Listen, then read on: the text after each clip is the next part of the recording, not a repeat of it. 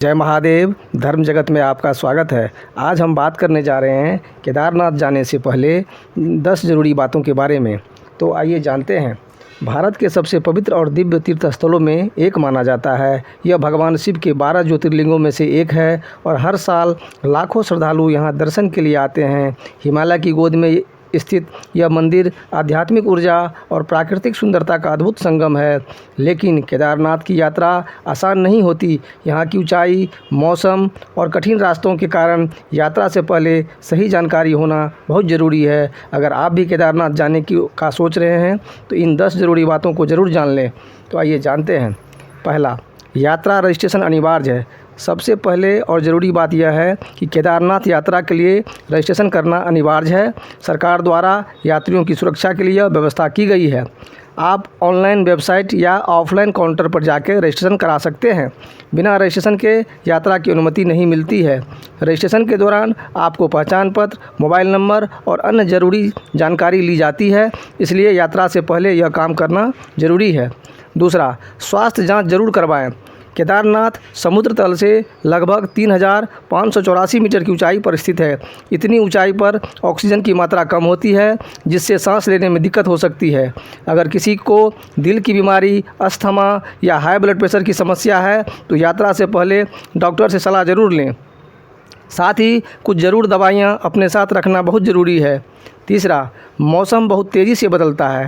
हिमालयी क्षेत्र में मौसम का भरोसा नहीं होता। यहाँ कुछ ही मिनटों में धूप से बारिश या बर्फबारी शुरू हो सकती है, इसलिए यात्रा पर जाते समय ये चीज़ ज़रूर साथ रखें। पहला, गर्म कपड़े। दूसरा, जैकेट। तीसरा, रेनकोट। चौथा, टोपी और दस्ताने। यह तैयारी आपको अचानक बदलते मौसम से बचा सकती है। चौथा, ट्रैक की सही तैयारी करें। केदारनाथ मंदिर तक पहुंचने के लिए मुख्य रास्ता गौरीकुंड से शुरू होता है। गौरीकुंड से मंदिर तक की लगभग 16 से 18 किलोमीटर को ट्रैक करना पड़ता है। यह रास्ता पहाड़ी और थोड़ा कठिन होता है, इसलिए अच्छे ट्रैकिंग शूज़ पहने धीरे धीरे चलें। बीच बीच में आराम करें। अगर कोई व्यक्ति पैदल नहीं चल सकता है तो वहाँ घोड़ा, खच्चर या पालकी की सुविधा भी मिलती है। पाँचवा, ज़रूरी सामान रखें। यात्रा के दौरान कुछ ज़रूरी चीज़ अपने साथ रखना बहुत महत्वपूर्ण है, जैसे पानी की बोतल, टॉर्च, पावर बैंक, सूखा खाना, दवाइयाँ, पहचान पत्र, क्योंकि ऊंचाई वाले इलाकों में कई बार सुविधाएं तुरंत उपलब्ध नहीं होती। छठा, हेलीकॉप्टर सेवा भी उपलब्ध है। अगर कोई व्यक्ति लंबा ट्रैक नहीं कर सकता तो इसके लिए हेलीकॉप्टर सेवा भी उपलब्ध है। यह सेवा अलग अलग हेलीपैड से मिलती है। फाटा, गुप्तकाशी, सिरसी। हेलीकॉप्टर से आप कुछ ही मिनटों में केदारनाथ पहुंच सकते हैं, हालांकि इसके लिए पहले से बुकिंग कराना ज़रूरी होता है। सातवां, रहने की व्यवस्था पहले से करें। केदारनाथ यात्रा के दौरान बहुत ज़्यादा भीड़ होती है, खासकर मई जून के बीच। अगर आपको पहले से होटल या धर्मशाला की बुकिंग नहीं है तो वहां पहुंचकर रहने की जगह मिलना मुश्किल हो सकता है, इसलिए यात्रा से पहले ही होटल बुक करें, धर्मशाला की जानकारी लें या गेस्ट हाउस की बुक करें। इससे आपको यात्रा में किसी प्रकार की परेशानी का सामना नहीं करना पड़ेगा। आठवां, सुबह जल्दी दर्शन करना बेहतर।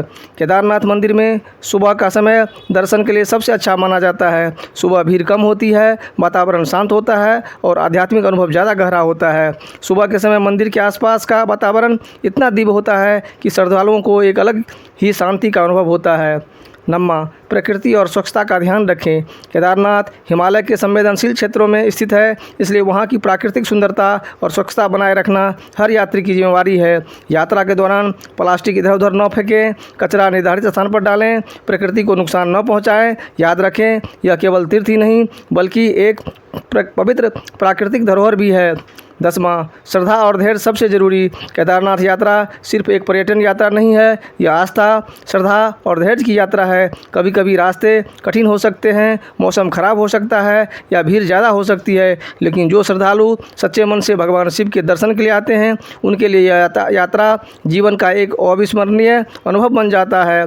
केदारनाथ यात्रा केवल शरीर की नहीं बल्कि आत्मा की यात्रा है। यहाँ आकर व्यक्ति प्रकृति की विशालता और भगवान शिव की दिव्यता महसूस करता है। अगर आप इन 10 ज़रूरी बातों को रख कर यात्रा करेंगे तो आपकी केदारनाथ यात्रा सुरक्षित, आरामदायक और यादगार बन सकती है। अगर ये जानकारी आपको अच्छी लगे तो हमारे चैनल धर्म जगत को लाइक और सब्सक्राइब जरूर करें और कमेंट में हर हर महादेव अवश्य लिखें। जय महादेव।